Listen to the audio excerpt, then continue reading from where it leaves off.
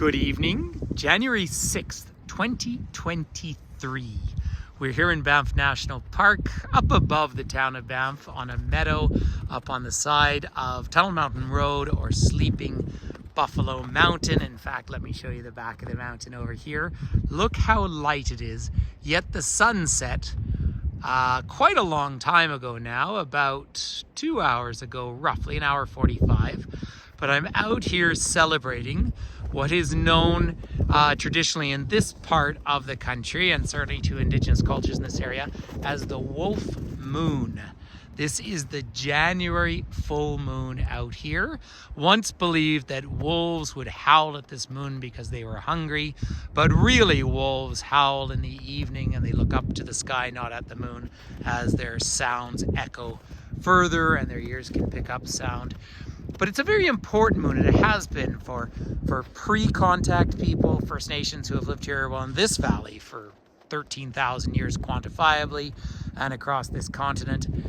You know, there's a move afoot that I think is just wonderful to generally refer to this continent not as North America, and it's nothing pejorative about America, it's just not a particularly descriptive word, but to call us Turtle Island, which shows up in a lot of Indigenous cultures, particularly the central areas of central southern Canada and of course central northern United States, the Great Lakes. Of course, there's more fresh water up on this continent than all the others.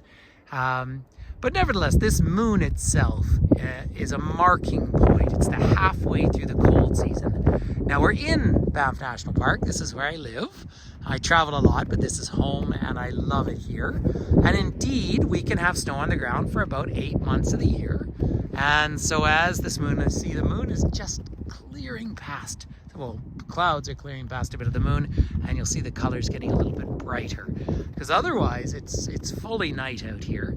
But it is an interesting marking point in the calendar. Of course, throughout it's interesting, some of the nations, Indigenous groups further south of here, as I say, like the Cherokee, for example, would refer to it as the cold moon.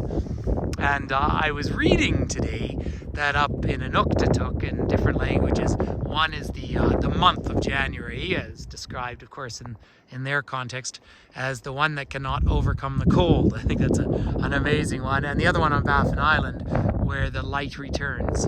Fabulous concepts. The Cree, so I was reading, would also refer to this as the moon as the old man that peeks through or opens the bush, opens among the trees and lets the light through. So it is a spectacular time to be out here. It is, of course, below freezing, but that's normal for us. But it's not unbearably cold. Look at this gorgeous sky. And of course, we're higher up here. I'm about 1,500 meters, about 5,000 feet above sea level here. It is a windy night, so hopefully everyone is hearing me well. And as I curve around once again, there is Sacred Buffalo Guardian Mountain, officially Tunnel Mountain. It was named that because when the trains arrived here in 1883, the trains followed the river.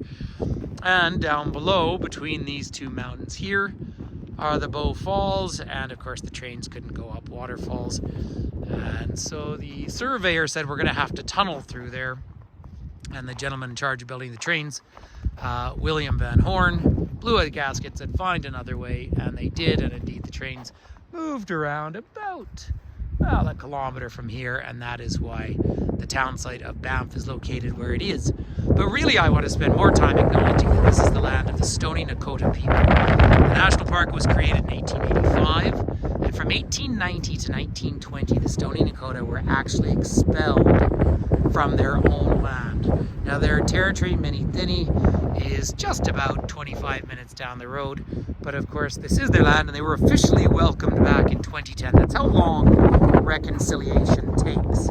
So for anyone who's feels like freedom and rights or everything have been attacked in this country through a pandemic, let's think of our Indigenous cousins and neighbors and friends, and what we can learn from them.